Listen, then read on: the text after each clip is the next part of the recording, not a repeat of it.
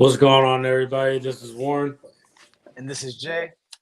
And Jay, we need to talk about this Giants Eagles game coming up. And we also need to talk about this post game with the Eagles and the Browns, bro. Yeah. Um, a lot of good stuff that we saw, a lot of opportunities that were missed. But let's talk about this, bro. Let's just get started into it. Yeah. Going into the game, we knew we had AJ Brown, Devontae Smith, and Lane Johnson back.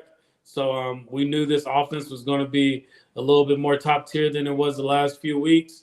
And just what do you think about the performance of just AJ Brown and Devontae getting back together and just Jalen getting his groove back?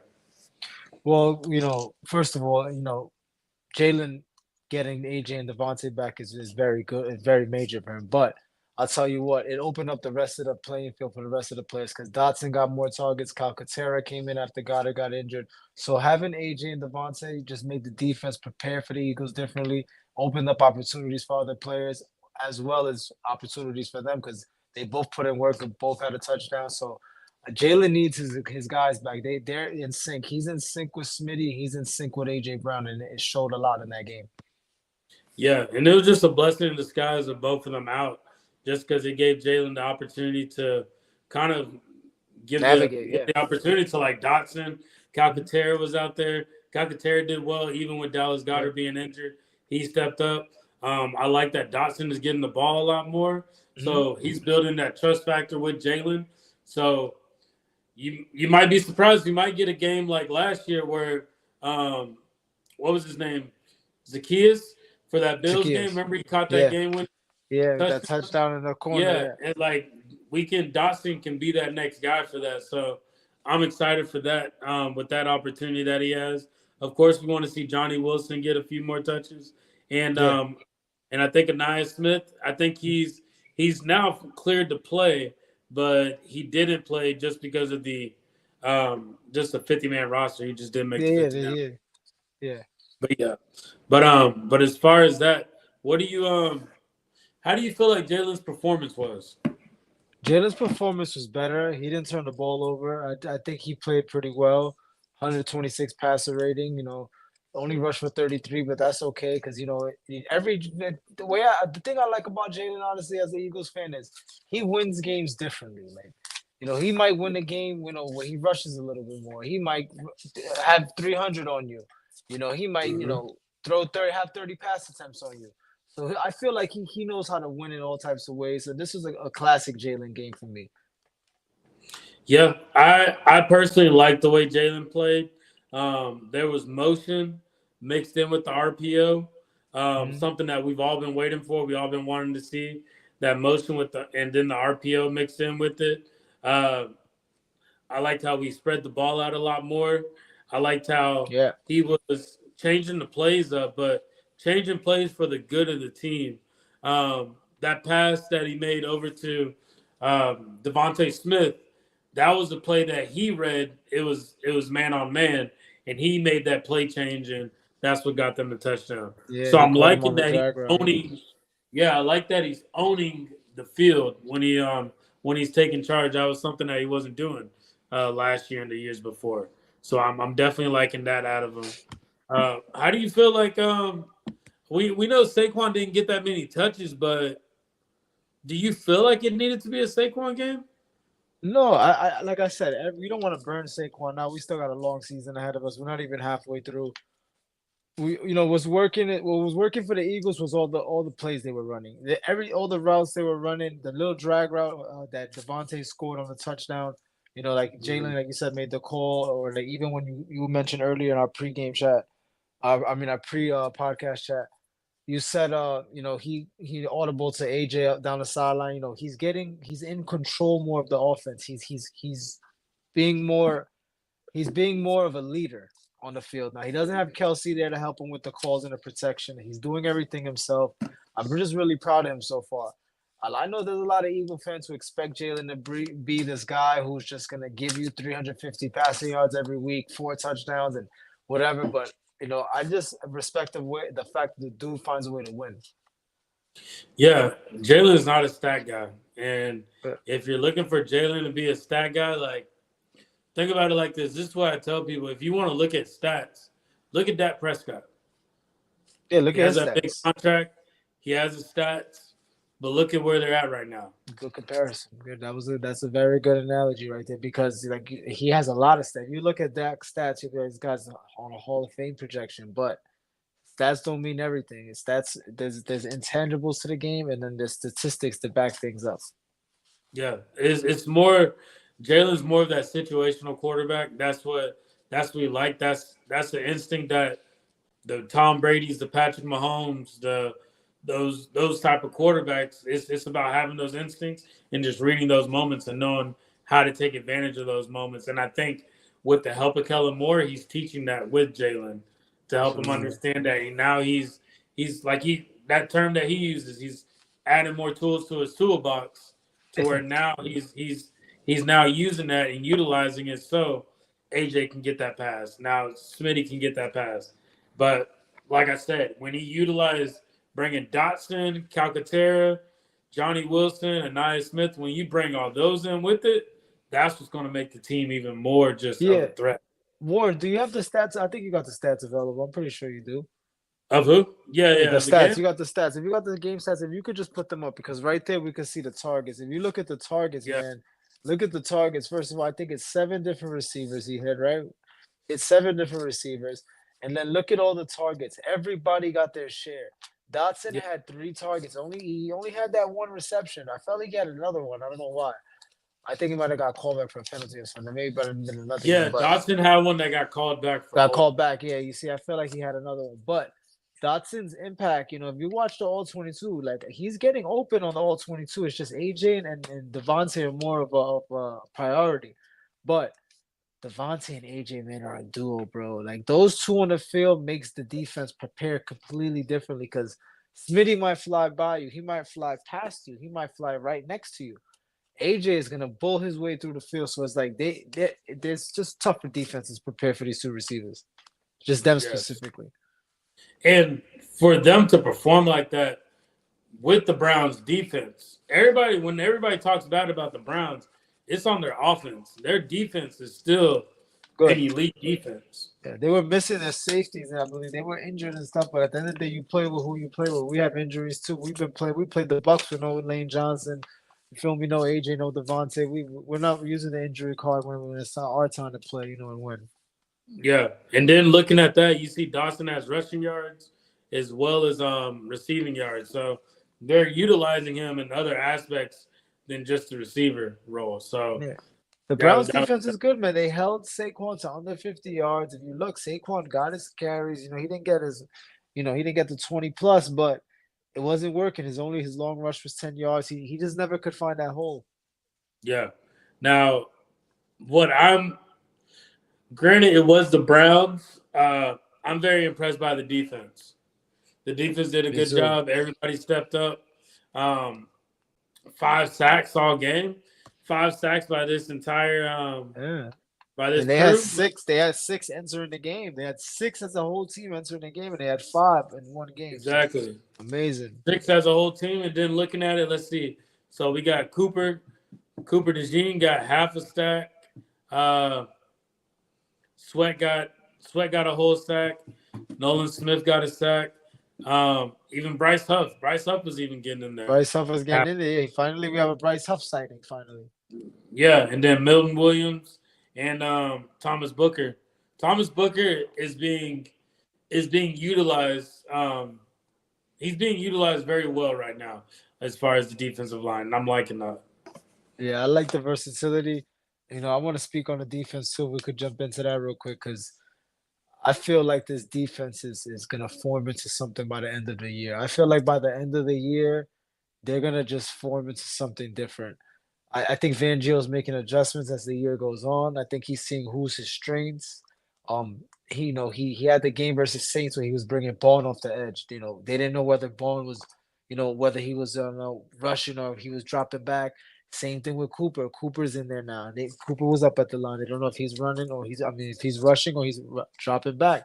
So I just think that Van Gio's making adjustments with his chess pieces. I think that he's gonna end up forming a very, very good defense by the end of the season. Right now they're currently ranked number 14 in defense. which is the middle of the pack. But I could see them being one of those top 10, top 5 defenses by the end of the year. Yeah, and I think after week 2 they were ranked like 20 something as far as defense. Yeah, the run Like defense was horrid. yeah, their defense was not ranked very high No, no, no, no. after that second week. So they're slowly creeping up there. Yes, that Bucks game definitely knocked them down a few, but you got to also think about it. They're competing behind an extra game now. Yeah, for sure. And So, also too, so when they like the defense, like it's a new coach, it's a new scheme, everything's new. It's like think about it like you a new job, Warren. You have a pretty detailed job. You deal with employees who come in and out that you deal with, and every single time for all of them it's a new experience. But for you, it's routine. When somebody's coaching somebody and everybody's trying to buy into their system as a leader, it takes time. oh yeah, and then you just want to see progress with the people that you're developing in. As long as you're seeing Yeah, progress with them, it's not a problem. yeah, yeah, Progress is the biggest thing that you're looking for, yeah. And and look I at the think look at that's what Fangio's getting is And look at the progress. defense, and look at the defense, bro. They allowed 9 points essentially, right? Because they didn't Mhm. allow a touchdown. The other 7 points that they got came off the block field goal, which was a mishap. When a good play by Myles Garrett, credit to him. But they allowed 9 points. They only allowed 268 yards and no touchdowns. 168 in the air, 100 on the ground. I think the defense did their thing. Granted, it's Deshaun Watson playing at his lowest. No Nick Chubb. Granted that they didn't have who they had, but that's how the Eagles were supposed to play. You're supposed to on defense. They were pretty dominant on defense, if you ask me. Yeah, I agree with you. Speaking of defense, we got to talk about this play, Jay.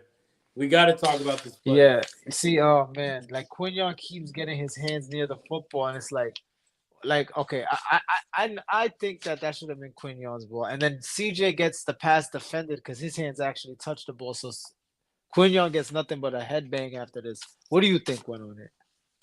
I feel like I like the fact that both of them were going for the ball, and you just see that Browns player right there, like, there's no way I'm gonna get that.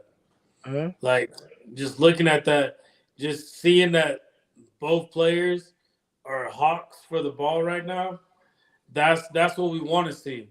You don't want to see just nobody going for it and they just let them happen to get it. You get what I'm saying? Like Yep. they're both attacking it. They wanted more than that. They wanted more. So Yeah. at the same time, they both wanted it the same amount. I So like that. I like that answer, Warren. You're right because let me tell you something. Gardner Johnson came a long way to get to that side. He was cluing in on the quarterback, reading his eyes. Quinion's running the route that the receiver's supposed to be running, and you're right. They're both going for the ball, which is a good thing to have.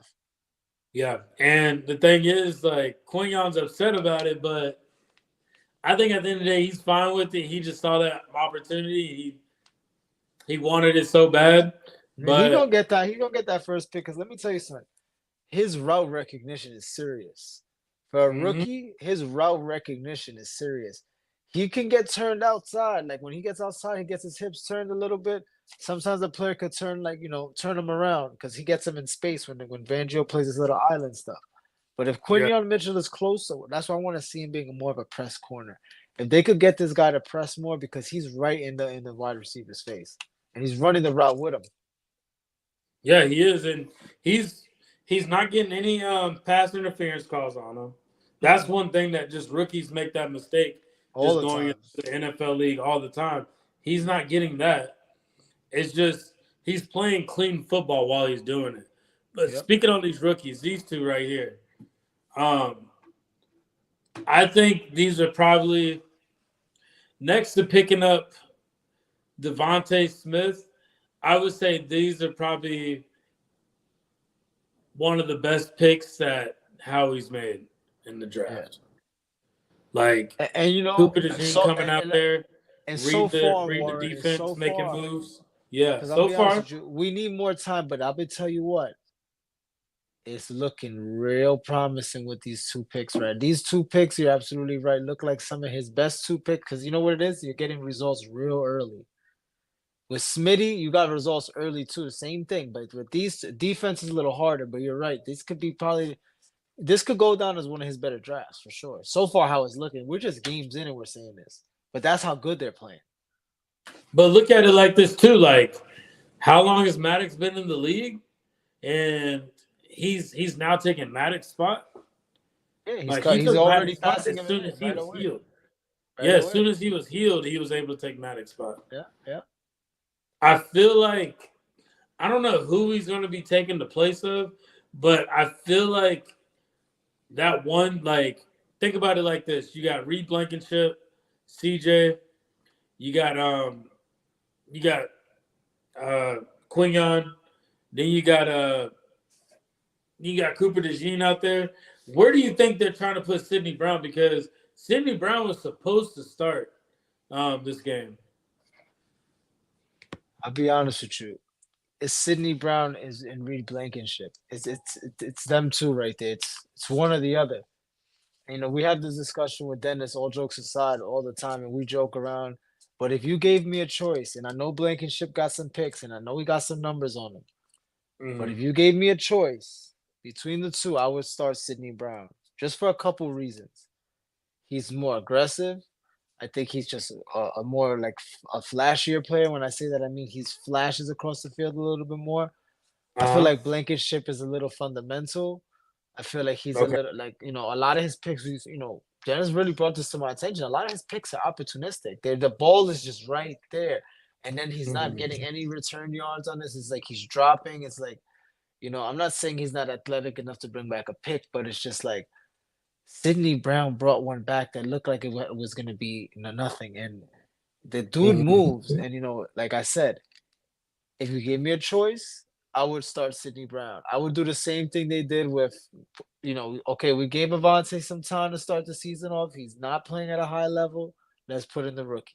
That's what I would do. So are you? So would you say Reed's not playing at a high level right now? I don't think that he's not playing at a high level. I just think that Sidney Brown fits the style more that Fangio's looking for. I think that Sidney Brown could fit the flow of the defense more. You understand? I think him and CJ Gardner Johnson is a little bit more of a threatening tandem. And that's no slight on Reed Blankenship at all. Because like I said, I like Reed Blankenship, but I see Sidney Brown being the starter eventually. Yeah. Shout out to Richard. Appreciate you watching. Shout out, what up, Richard? Yeah. Richard was on last week. Good conversation. Richard knows ball. Richard Yeah. definitely knows ball. And So Richard been watching the Eagles longer than us. So at the end of the day, you know, I always say this because I watch football with my he friends and knows the expectation. yeah. So we watch football with my friends' dads and stuff, and everybody around. Everybody around my neighborhood. We all grew up together watching football. We have this one particular friend. His dad is one who really got us into football and that. And I always say his knowledge is something that we can't pass. We can't pass his knowledge.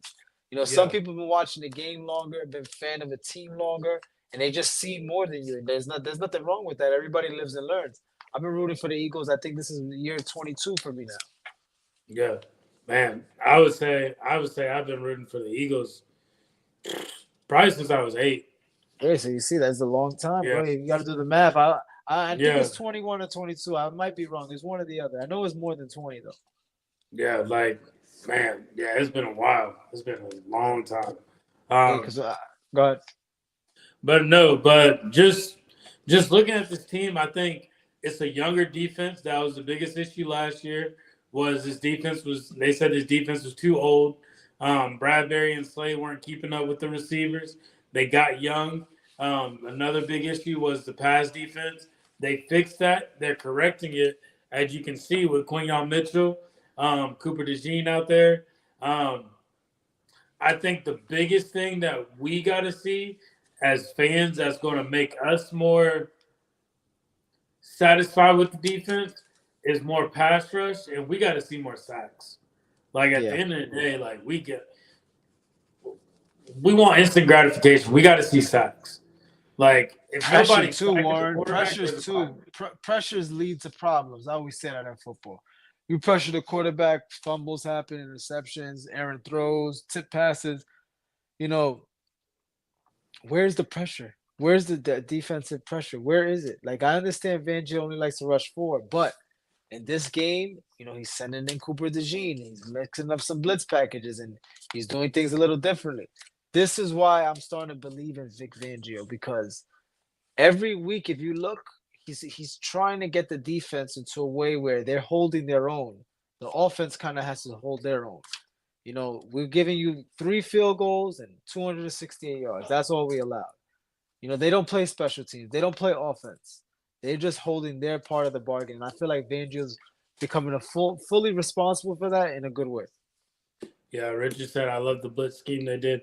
I do too. Yeah, me too. And Yeah, he finally that he was holding back with Maddox playing in that role because we weren't seeing Maddox blitz at all. Blitzing, yeah, no. Yeah, he wasn't blitzing. So now that he has Cooper DeJean, he's like, okay, now I can utilize the tools that I want to use now.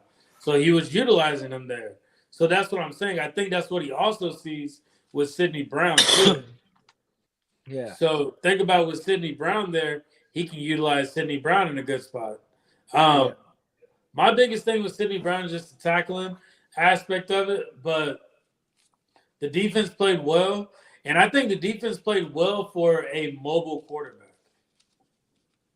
Because Deshaun Watson, as much as he's like went down and not as good as he was with the Texans, he's still a mobile quarterback, and he can use his legs when he needs to. Of course, I think when they play the Giants, Daniel Jones can run too, but I think Daniel Jones doesn't have that quick, instinct to just go ahead and run. He doesn't have that. He doesn't. Daniel Jones will get you some yards, but he doesn't have that. That bulldozer mentality for sure. No. Yeah. Also, not to mention this too, as we before we get into the Giants, but the Giants do lead in sacks. Yeah, they do. Yep. They are the leader. That we don't know. I checked that up. Yeah, my friends are Giants fans everywhere. So my best friend is a Giants fan. Yeah, he was telling me the other day, Thibodeau and this and that and whoever. I'm like, okay, listen, Dexter Lawrence, Scary Dexter Lawrence, Thibodeau, Brian Burns. Yeah, they got some boys out there. Yeah, they're doing their thing defensively. The Giants definitely are doing their thing defensively. For sure they are. They are, but at the same time, this is Saquon's game, which is another reason why I think they let Saquon not get as many rushes, because they want him to have a show-stopping game out in New York Sunday. That's my personal opinion. They want him to go off this Sunday. I mean, you know that he's going for it, bro. Oh yeah. Oh, he's going for it, bro. He's going for it, because you know what? This is it. This is part of why he came to Philly, because at the end of the day, y'all didn't believe in me. Y'all didn't believe in me enough to invest in me. You invested in Daniel Jones. You invested in everybody else, but you didn't invest in me. And I know he's going to come out. He's going to feel it. You're going to feel it, This game, I'm not going to lie. He had 16 carries. He just wasn't getting much yards, but it wasn't necessary. It wasn't necessary. And it was like, when he was rushing, I was like, okay, it's not working. This defense got a good rush. They're a good rush. Like I said, we didn't play slouches. This game wasn't a gimme for Jalen. Oh, you're playing the Cleveland Browns, because Deshaun Watson does not play defense. But, they got to just form it together. That's all they got to do. Basically, I agree with you. I think they played well. A lot of people are upset just because the teams in our division had a bigger score distance than we did. We beat them by 4 points. I think. I forgot what the other teams beat them by, but I think the Commanders was 20-30, and then obviously, but they all lost. But check this out: the Commanders look okay. They look good. Jaden Daniels looks good. Okay, the Giants' defense they look like they're gonna keep them around for the season. When a team has a good defense, they're gonna win some games. And then the Cowboys, surprisingly, are the ones who look to be in the most shambles. They're in complete shambles. I mean, did anybody say happy birthday to this guy right here? Yeah. Did anybody say happy birthday to this guy right here? Because let me tell you something. I know about football a lot, just like you, Warren. And I know football well enough to know that he's the problem in Dallas. He doesn't make moves in the offseason. He expects the team to just magically appear and be good the next season. He does Mhm. things his way, not like a traditional person. He won't hire a GM. He's the only owner who's the GM. He's literally the problem. And it all came full circle for him on his birthday. I agree with you. And you want to know something that I tell people, and this is no knock on any Cowboys fans, Yeah. but you got to look at it like this: the Cowboys is a business to him. Whether the Cowboys can go on a losing streak for 3, 5 years straight, right? They will still generate the same amount of money as if they won the Super Bowl 3 or 4 years in a row. So the Yeah, they fact don't that make they'll money. generate money either way, it won't matter how good they are. They're going to generate money. Yeah. But you know what? I'm gonna be honest with you, Juan. This is the first time that their fan bases looks like they're sick of this. Like this is the first training camp that they had that was empty. Now this is the result that they're getting. You know, America's team it only can go so far. And now you got a financially, they're definitely the most valuable team by far by a couple billion. And you said Mm-hmm. it's a business. My thing is, how much longer can they be that much valuable for? Running off success from almost 3 decades ago. You know, I Yeah. wonder when will the world wake up? Because I feel like the world is just now starting to get to realize the Cowboys haven't done that in 30 years, bro. Damn near 30 years. You know, Richard said we the all Cowboys are the most marketable franchise. for yeah, them They are, exactly. but you got to think about it. The money goes into the media. So when you hear ESPN talking about it, when you hear all these different platforms talking about the Cowboys, that's because that money is coming from them. That money is coming from them to Yeah. get paid. Think about it. The Chiefs are the most highly decorated team right now. We don't hear that much about them Yeah, you don't. They're in because the Kansas Chiefs City. aren't generating money to the And media. yeah, they're in a small market in Kansas City. Gio, yeah. What a What a B they birthday get gift for for yeah. them. Yeah. Happy birthday, Jerry. But yeah, like at the end of the day, you got to just think about it. That money's going to generate either way. And as owners, you put that money where you want to put it. Yeah. Some people can put it into the media, like what Jeffrey Lurie does. He puts a lot of it into charities and like the Autism Foundation. Like he puts a lot of it into that. So like it all depends on what that owner wants to do with that money. Now you can multiply that money by making it media driven, have it always talked about. But just like we're talking about it right now, bro, we're we're doing exactly what they want. They want it to be talked about. And that's what we do. And let me tell you something. It's okay because half of the time the Cowboys are being mentioned, it's in a joking manner. So it's all right. Look at his face. I can't believe I just hit that. It's a fact because look, he paid Dak Prescott to be one of the highest paid. I think he is the highest paid quarterback in the Yeah, NFL, highest paid, and this is the result you're getting. And I spoke to Gio yesterday personally. You know, me and Gio speak about the Eagles all the time, and I told him I think Dak's going through a little Carson Wentz situation right now.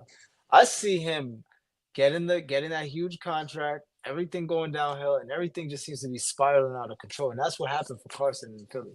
You know, mm-hmm. the pressure became just too the bar got set too high for him. And I feel like the bar is too high for that because, you know, his career's ticking and you haven't got past the divisional round and you know, you Yeah, haven't sniffed the NFC championship game, you know, and you watched the Eagles do it in front of your face twice. yeah. Richard says the media has to because of the huge fan base.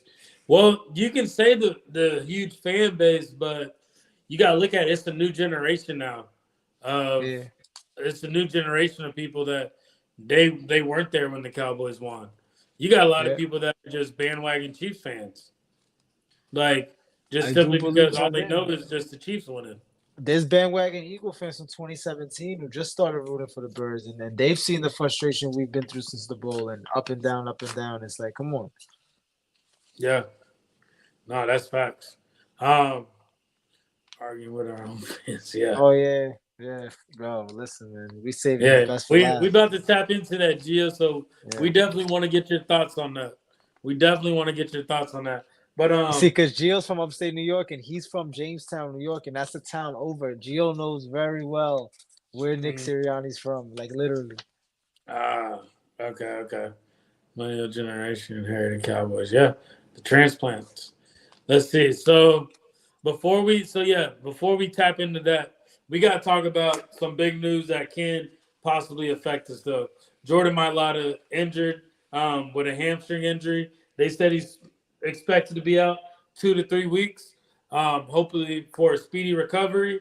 Um, I think I'm pretty confident in the team. I feel like they're going to end up putting Mekhi Becton in that spot and possibly putting Steen in there to fill in that role where Becton was. But that's kind of how I feel on that. Yeah, Jay, no, what I do you like think? Fred. I think they're gonna keep him. I think it's Fred Johnson. Fred Yeah, Johnson. Yeah, that's Fred who's Johnson gonna. kind of disappointed me that Bucks game though. I'm not gonna Yeah, lie to you. but he did. But I think he can end up if the more reps he gets, the better it's gonna be. Because Mekhi Becton, I think they like him in that guard spot. I think they like Mekhi Becton in the He's going guard to get a spot. contract sign. Yeah, Yeah, yeah, he's going to he's get it. already because you know what, bro? He was a good player. He was just badly coached on the Jets in a bad situation. He Yep. comes here and look at how he's flourishing with Stoutland. But hmm I'm not too worried about my Lotta being out because let him get healthy. The season's a long grind. Hamstring injuries usually by less than a month. Like AJ was, 2, 3 games, he comes back. He's always planning on his hamstring when he goes drops back. So you want to make sure he's good. I'm okay with this because you got to let other guys on the offensive line play and get because there's going to be a point down the season we're going to need certain people when other people are injured. And that's one of the areas where I don't mind a backup coming in place because their coach is Shane Steichen. So Yeah. him like he treats everybody like they're a starter. So Hmm. that's where I'm at on that. But Jay, now give me your thoughts on this guy.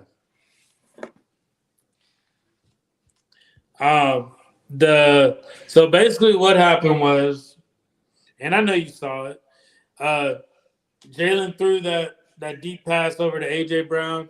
They catch it to end the game. Camera flips over. You see Nick Sirianni walking over to the stands, yelling something at the fans. Who knows what they're yelling? All I gotta say is this: whatever was said, it had Brandon Graham laughing. So it clearly can't be that bad if Brandon Graham is laughing. That's the way I took it. Um, but after that, everybody saw it. Media saw it. Nick Sirianni brings his kids onto the podium to kind of do the interviews to avoid the pressing questions from what people said. Um, what do you think, Jay? I think for okay, the kid stuff. I'm okay with you bringing your kids to the podium once in a while. You don't need to bring your kids to the podium every day. I'm a father of two. If I was a head coach, I don't think I would do that. I don't think I would bring my kids every single time to the podium. This is a job. This is a business. This is your image. We understand that these are your kids. You're happy, but you know what? We have questions for you. A lot of questions for you. We want to talk to you. No disrespect to anybody. We want to speak to you and you only. I feel like he tries to deflect. Him losing his cool, getting an attitude is extremely embarrassing. I read a report on Bleacher Report. Within the Philly organization, there's embarrassment this whole week. We have a head coach as a clown.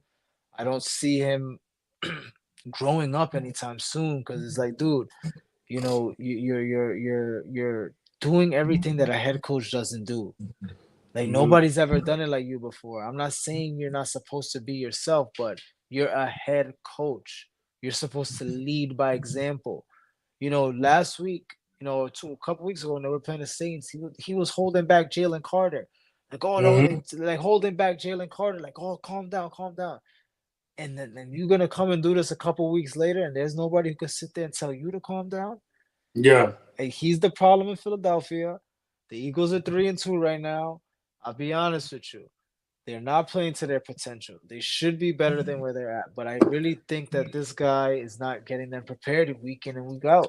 I think Jalen is just saying whatever he's supposed to say to not make friction and not make headlines and not make things because he's always dropped his little subtle bombs about Sirianni and like little things. And those, where there's smoke, there's fire. So I just really believe he's the problem. The Eagles seem to be playing like they were playing last year, just getting by. Like we haven't blown out a team in almost 2 years since 2022.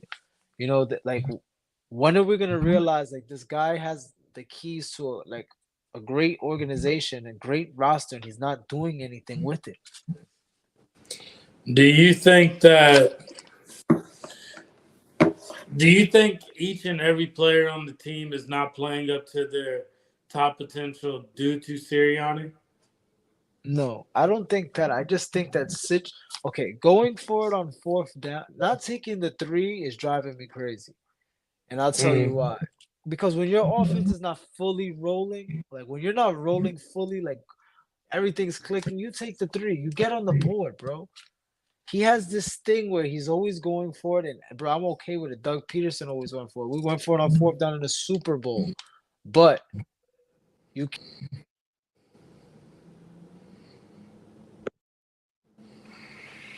Yeah. Yeah, I think Jay cut off for a second, but yeah, as he was saying, it's just with the way that he's been coaching. I personally just feel like as a coach, you motivate and you push your players to be their best. I feel like he does it, but he does it he commercializes it, like it's generic. What do you? Yeah, well, yeah, it's generic. What do you think? What do you think the difference between Nick Sirianni and Dan Campbell is? Discipline, tough. No, But not that's always what. But smiling. those are the things that Nick Sirianni preaches of. But he's not. Let me tell you something. The Eagles need discipline in that building.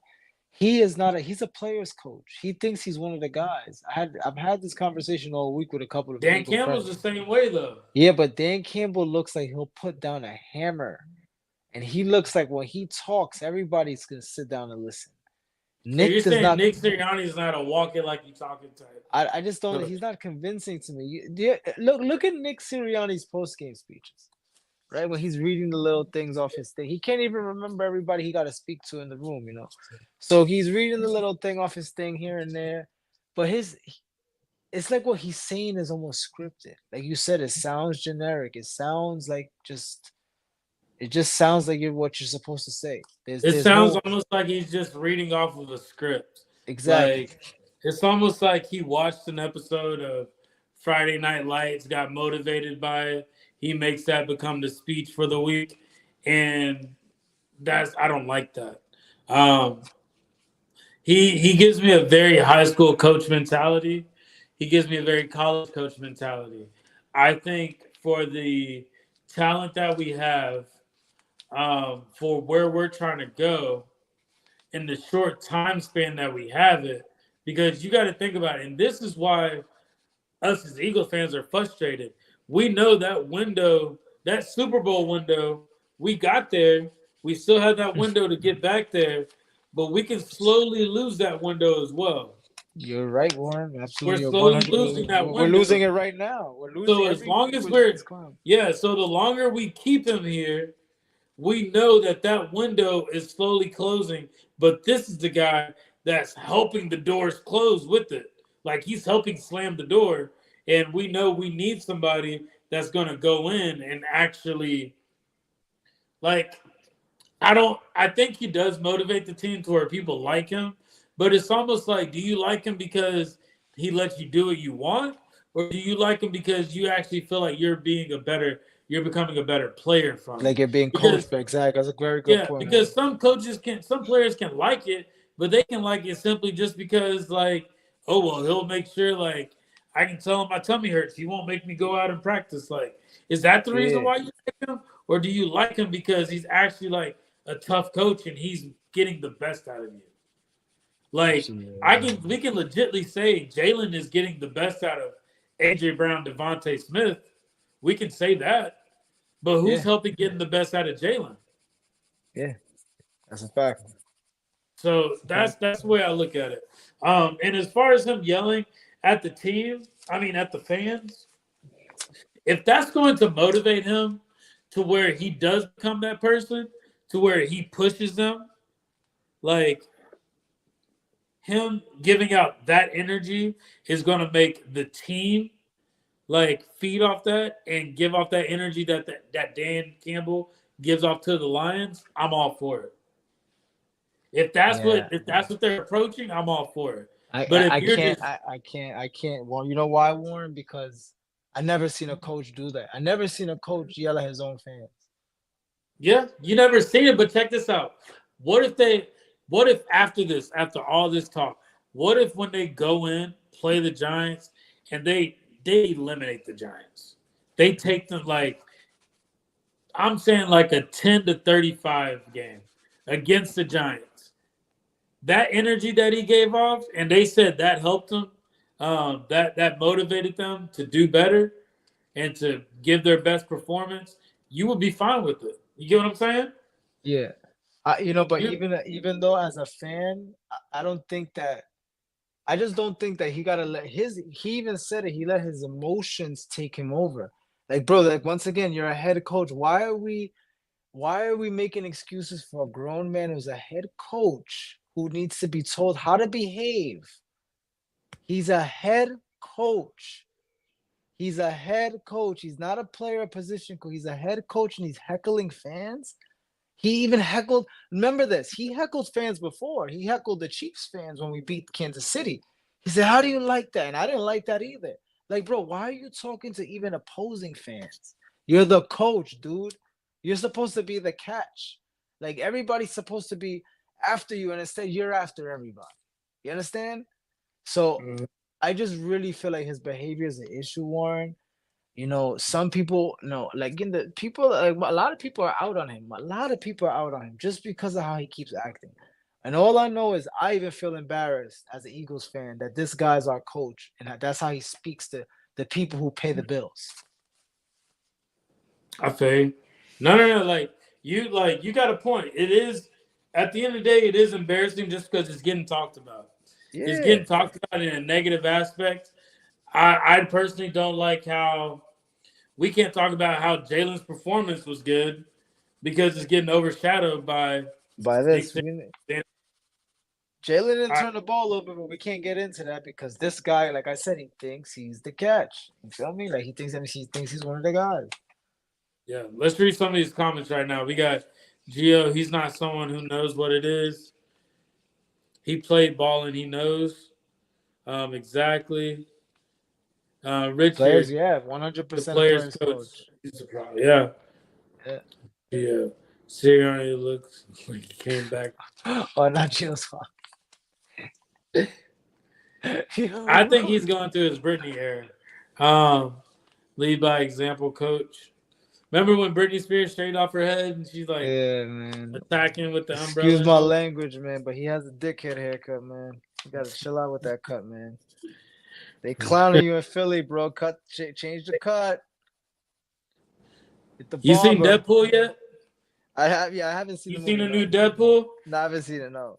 Okay, I was gonna say, what if he comes in with the wig from Deadpool? Um, Jalen needs to tighten up. Yeah, He's doing better. I think Jalen's doing he better. is a distraction. He is a distraction. It But is. you got to look at it like this. All right, It's not a terrible distraction. It's like an annoying one. It's like a pest. would the okay? I think we gotta have this discussion when it comes to quarterbacks, Jay. Yeah. So and we'll kind of leave it off with this. We'll give our score for the game, and we'll get up out of here. But Yeah. and I'll put this up too. There's a select few quarterbacks that if you don't give them an elite receiver, they're not going to perform up to their potential. I feel like those two quarterbacks, maybe three, is Patrick Mahomes, Josh Allen, and I would even put Jared Goff up there. Okay. Disagree with me if you want. Listen, Disagree if you let me want. tell you something. Josh Allen has less this year and is doing more. You understand? Exactly. Josh Allen, they took away everything from him. So to me, that like you said, there's few quarterbacks. Like continue though. I don't want to take what you're saying. Go ahead. No, you're good. But with that being said, when you only have that, there's some players, there's some quarterbacks that need that. It doesn't mean they're not that good. It doesn't mean that they're trash. I think when as an organization for that quarterback, it's up to them to figure out what type of quarterback they are and build around it. Ideally, you would want a quarterback to where you can give them any receiver from anywhere and they can be the best. And they can still make them top receivers. However, players like Jalen, Baker Mayfield, um, I even I'll put Caleb Williams in there. I'll put Caleb Williams. Jaden Daniels is might be on that tier of He's possibly playing being, good. He's yeah, playing possibly good. being in that Patrick Mahomes, Josh Allen, because it doesn't matter who he has, he can perform. Yeah. But CJ Stroud also too was playing with yeah, what he had. CJ Stroud's the same. That's another one. Sorry, I forgot about him. But once they figure out what that quarterback can do and you build around it, that's what's going to help. And honestly, like that's what Russell Wilson was with the Seahawks. Yeah. That's what Brock Purdy is right now. Like Brock that's Purdy's just, there. yeah, it's just how they execute after the fact. But that's just how our quarterback is. You take away CD Lamb from Dak, is Dak going to be that good? No. I don't think so. No, So and Dak like, didn't get good till he got Amari Cooper. Remember that? You remember when he got Amari Cooper? Yeah. But that's where I'm at when it comes to quarterback. So at the end of the day, like people put Jalen in that category of he can't perform, but there's a whole bunch. Baker Mayfield wouldn't be that good if he didn't have Godwin and Evans. No, nowhere near. Nowhere So near. yeah, just like how we have Devontae and AJ Brown. Like Look, I'll tell you, if we get Dotson rolling, it's a wrap. It's a wrap, yeah. Because look, Goddard is already part of Cal. Look, if Calcaterra and Dotson get rolling, this is gonna be real scary. But listen to this, Warren. The Eagles, a quarterback, right, is the leader of the team, leader of the organization. Jalen, Eagle fans want to complain about him all they want, but I'll tell you this. Look at Miami. Miami has Tyreek Hill, right? They have no quarterback. They cannot get him the ball. Tyreek Hill is ending games with 30 yards, 40 yards, when he should have 140 yards. You understand? Because they cannot get somebody accurate enough to get him the ball. If you think Jalen is doing bad, find me somebody off the street or somewhere that you think is going to do better than him. Because I'll be honest with you. He's not perfect. I'm not even going to put Jalen in the elite quarterback conversation. I'm going to put him in the very good quarterback conversation because he can run and he can throw and he can beat you. But I wouldn't even say elite. I would just say he's the playoff quarterback. Yeah, he's a good. I just think I don't think Jalen's over the top. I think people expect him to be. I think he's a great balance of a football player. You understand? Because he gives you a dual threat offense. He's gotten better as a quarterback as far as throwing the ball. AJ makes him better because he throws the ball up to AJ no matter what. And he lets AJ figure it out. And Gio was right earlier. He said he does underthrow some throws. He does. Yeah. He does. Jalen does not have the cannon, like let's say a Josh Allen or a Mahomes cannon. But you know what he does have? He has the vision to just get the ball out and get it there because he hits plenty of players in stride. If you watch these games, man, him and Smitty is in sync. Him and AJ's in sync. That one play where he told AJ go up, AJ came back, went up, got the first down. Something that last week no receiver could do for him. Nobody could just go up and run back and come back on a comeback run. Nobody. Gio said he needs to stop holding the ball so long. Yeah, but that's part of the improvisation. Look, if you look at Patrick Mahomes, the same thing. He's running around. He's holding the ball. We just got to let Jalen be Jalen. He does hold the ball sometimes too long, but as long as he's not sitting in the pocket and he's moving, it's okay. His awareness needs to get a little bit better. He needs to understand when to step up in the pocket and when to sidestep out the pocket. His awareness can get better. If you're holding the ball, you're sitting back there, you're holding the ball. If you're holding the ball, you're moving, you're trying to make a play. Yeah. You understand? Which is, I see it in two different ways. So I understand what Gio's saying when he's saying he's just sitting there holding the ball because he does have some sitting duck plays. He Jalen does. once in a while have a sitting duck play where he's like this and he just gets pummeled and he takes it. You understand? But I think that overall he's what the Eagles need, and he's only going to get better. You can't get worse unless you start declining, and he's nowhere near declining. And Jalen doesn't want to get sacked. I don't think there's a quarterback that wants No, to get sacked. hell no. So if he has the opportunity to break the pocket and run out, he will. But at the end of the day, he wants to focus on what the mission was, which was to give it to that receiver. And if it's taking that receiver a little bit longer for separation, he's doing that. But I think he needs to also read his other receivers while he's doing it too. You And know just let what them know. though? Yeah. It's hard to tackle Jalen. If you look at Jalen, bro, when he's playing, defenses, you never see him get super lit up. It's because it's almost like you can't square off on him because you don't even know which way to tackle him at. So it's Yeah. like that's the threat I think Jalen gives us. He's already in the defensive coordinator's mind, like, oh my god, we can't let this guy get loose. We gotta contain him. But if we contain him too much, then he got AJ. Because you know what? We got to use the middle of the field more. I was listening to this on the NBC Philadelphia. Everything to me is either a short pass or a long pass. Short pass or a long pass. Where are the intermediate throws, the 20-yard throws, the 15-yard throws? So that's something I want to see Jalen do. Is definitely one thing I can say he doesn't use the middle of the field as much, and he has to work on that. Yeah. No, I agree with you. I just think at the end of the day, what are we in week 6? Going into week 7? Yeah. Going into week 7, yeah. As long as this team is progressing and building on top of that W, build on top of that, and getting more and more wins, like as long as they're doing that, I'm personally fine. Like, if I see progression, I'm totally fine with that. Maybe Jalen, instead of 264 yards, maybe it's 250. 250, maybe 50 rushing yards, 2 touchdowns. I'm fine with that. Saquon Barkley gets some more touches. I'm fine with that. But at the end of the day, I look at it like this. As long as they're doing that and getting better and the defense is getting better, totally fine with it. We know when there's issues, when the Eagles offense is going 3 and out and the defense is not even able to rest and they're having to run back out there, that's when you know it's going to be a bad game. That's true. That's very true. And once again, that's a whole team thing. That's a team vibe. Team one hand washes the other in football. That's definitely how it works. Yeah, but going into this game against the Giants, I know Malik Neighbors will be back. You got the stats for offense defense ranking. Yeah, offense defense. Giants, right? Yeah. The defense for the Giants is ranked number 9.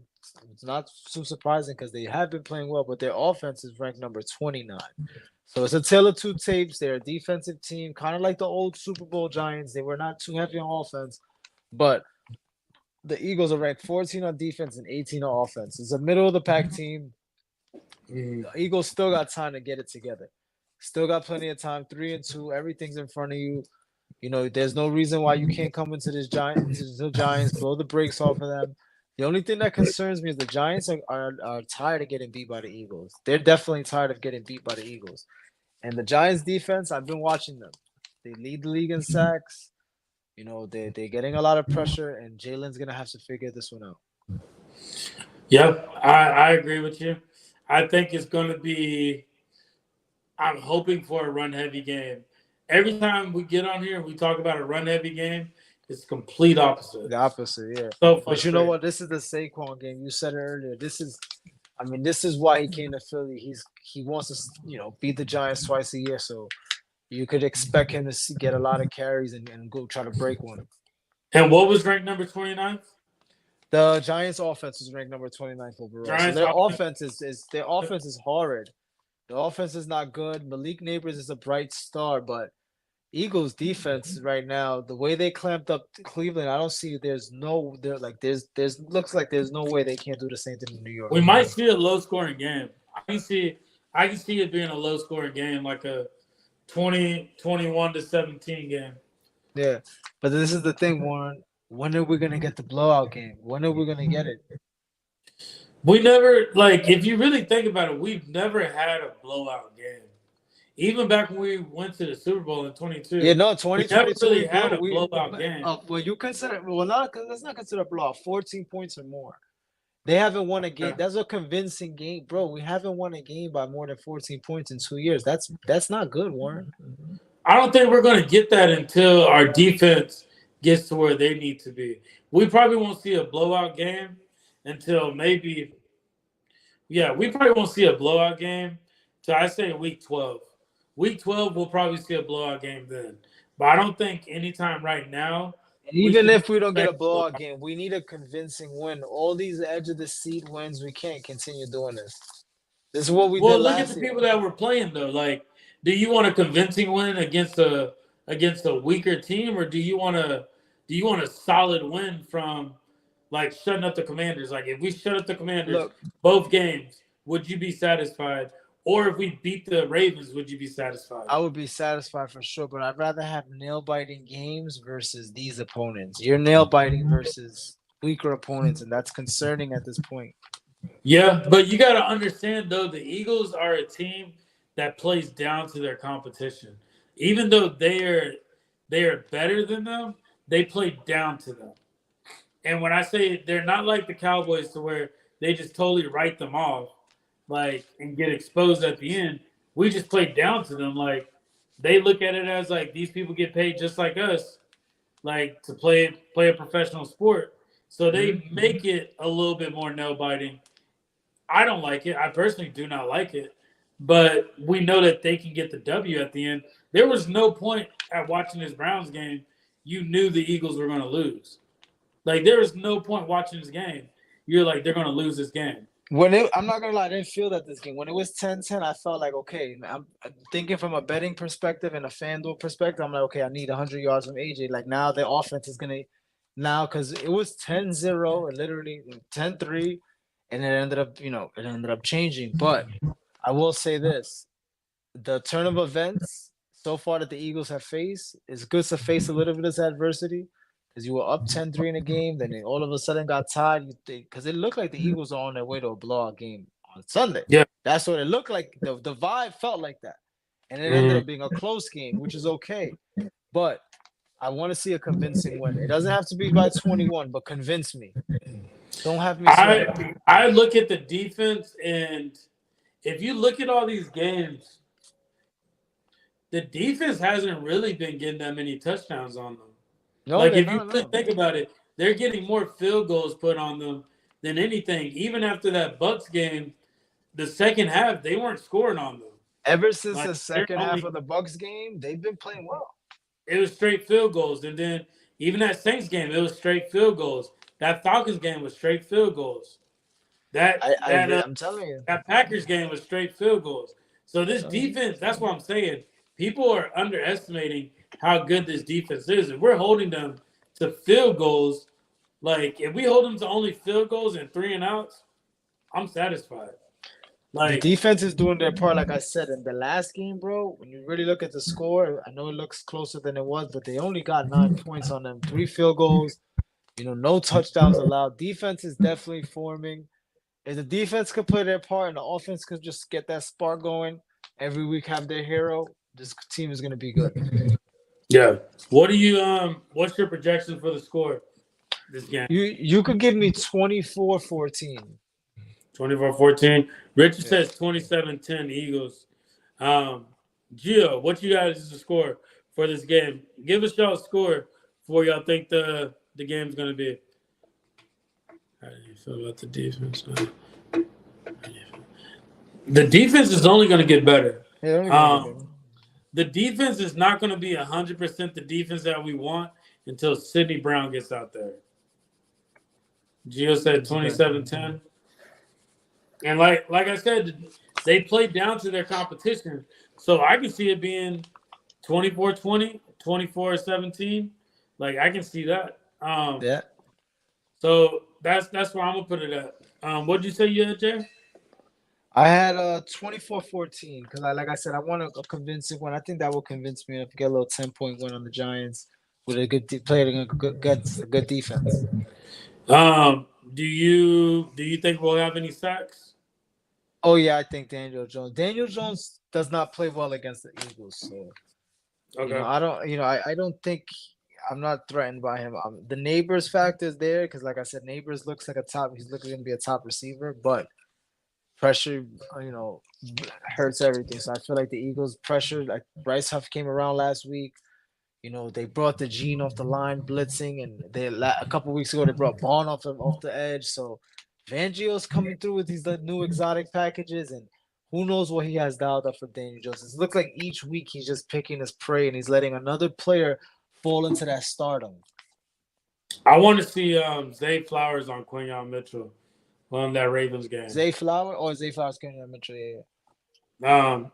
It'll probably have Malik Neighbors on Quinyon too. This upcoming game. Quinyon's gonna be. Richard Neighbors says sometimes 4 sacks. Yeah, Richard Neighbors said 4 sacks this game. 4 sacks. I can see that. I'm gonna write that down so you can remember that 4 sacks. Why don't we match that 4 sacks and let's just do match the 5 sacks from last game? Let's just get another 5. I'll tell you what though, you could expect Saquon to have a huge game. Oh yeah, Jay says y'all think we need another. Oh well, yeah, definitely. That's the problem we were talking about earlier. The pressure. There's not enough pressure.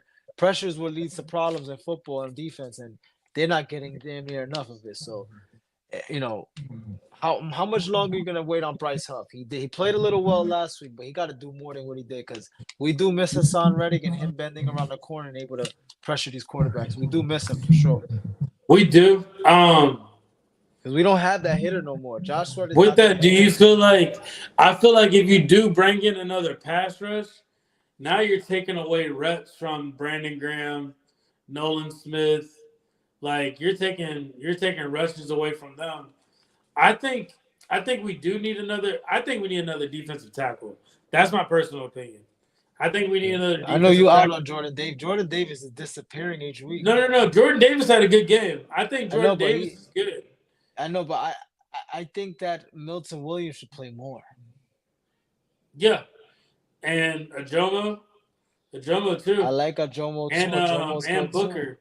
And Booker did well. So, like, I think the players that we have are good, but I think for rotational purposes, I think we need to put another defensive tackle out there.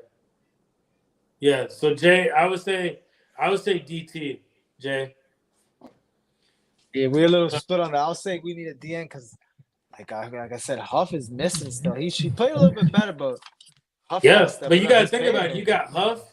You got Sweat, you got Brandon Graham, you got Nolan Smith, and you got Jalen. You mentioned that Fangio was gonna work with Huff. He had Huff in a couple different looks in this game. He was on 4s, yeah. He's on 4, so he's changing it up for him.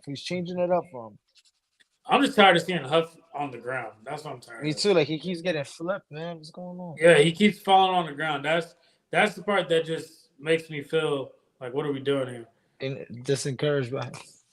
D said another D end on offense would be a plus. Another tight end. They got Calcaterra and they have who is it? What's the other one? Stoll, yeah. So it's Jack Stoll and Calcaterra, and the other two. I like Calcaterra, man. Calcaterra got put on some wheels, and he's definitely shaking and baking it a little bit. Yeah, so Calcaterra actually played in Oklahoma with Jalen, so they have chemistry together. I was not aware of that, honestly. You just put me onto that. Yeah, it's I did not even know that. I just think Dallas Goedert's getting injured a lot, way too much. Our offense was deadly with Goddard and Ertz. Yeah, it was. I'm telling you, I like Calcaterra. You could get Calcaterra and Goddard on the field at the same time, like a 13 personnel, 12 personnel, 2 tight end sets. I think that will work. We do have to admit, though, for the longest, the Eagles don't miss when it comes to tight ends. Yeah, they don't miss. We always got a tight end. We always got somebody formative. Like, as long as I've been an Eagles fan, I mean, Chad Lewis, Brett Selleck, Zach Ertz, like, we always have somebody. Yeah. Like, they don't miss when it comes to these tight ends. I feel like, because I think Dallas Goedert's contract is coming up. So I think that we may not have Dallas Goedert. He may stay with us. I would like to keep I think he has one. I think through 2026, it's him. Okay. Yeah, I think the four signed him, AJ Smitty, and Barkley and Hurts. All of them through 20. If I'm not mistaken, it's through 2026, and then they're all through 2027 except Goddard. Hmm. He said our center doing this thing. Oh, Doing this Jurgens thing. for sure. Jurgens, I put a post the other day. He's number 4 and allowing pressure rate, least allowed Yeah, pressures, Jurgens is least balling. allowed. He's balling. So he's already playing like a top 5 center, and he's replacing Kelsey. And what else could we say? Kelsey's gonna be Yeah. Kelsey. Jurgens can't be Kelsey, but Jurgens is playing good football. Yeah, I agree with you. Jay, do you have anything you want to let everybody know before we get up out of here? Yeah, no, I just want to tell everybody we appreciate any support that anybody gives us on Facebook, on Instagram. If you're not subscribed to the channel, please subscribe. Send a link to a friend. Tell them to check us out. Check out our shorts. We love the Eagles. We're still trying to conduct more fan interviews. We're looking for more. We're trying to lock in more. We did the one with Roberto, Presidente Eagle from Mexico. Check that out on our live section. But yeah, basically we're trying to expand little by little. Me and Warren, we taking all this. We're learning, week by week. We've been trying to be consistent every Tuesday for a couple months now, and we love doing this. It's fun for us. We do this for the fun. Most definitely. And like Jay said, if anybody, any big Eagle fans want to come out, reach out to either me or Jay. We'll interview you. Give us just your story on how you became an Eagles fan. Just what made you an Eagles fan. Tell us your story. We're called the Eagles Collective for a reason. But yeah, anybody want to come on, definitely reach out to us. We will start trying to have more people on to just talk to us and just get their opinions, because we want more than just our opinions when we're talking about the team. We want everybody's opinion on this. Let's see. We got another comment. Dennis.